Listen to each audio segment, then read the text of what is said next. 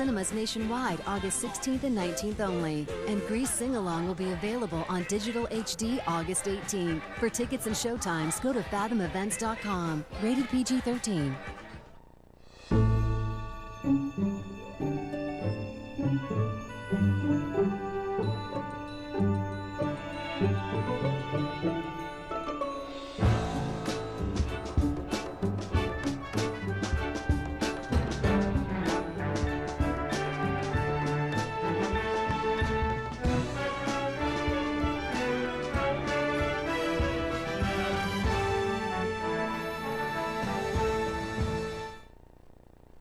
Hi, I'm Robert Osborne.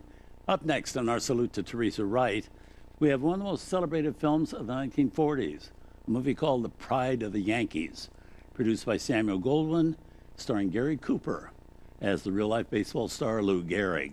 Now, Gehrig, for anyone not aware of him, was a great hero to the American public, a star player on the New York Yankees for 17 seasons, till he was diagnosed with ALS, a degenerative disease which affects nerve cells in the brain and the spinal cord, and a disease basically unknown at the time, but now generally known as Lou Gehrig's disease.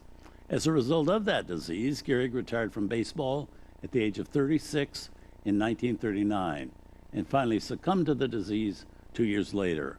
A fallen idol and a devastating loss to the American public. Well, our film covers Gehrig's story, with Teresa Wright co-starred as Gehrig's devoted wife, Eleanor.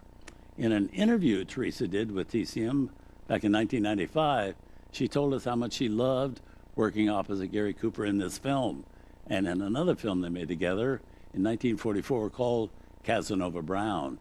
She particularly was impressed by the work of the cinematographer on The Pride of the Yankees, Rudolph Maté. She said Maté would simply walk onto the set and without looking through the viewfinder of the camera, could tell how many lights were needed and where they needed to go. She said she never knew anything about lighting before making this film, but Maté told her how, by feeling the light on her face, she could tell whether or not she'd hit her mark.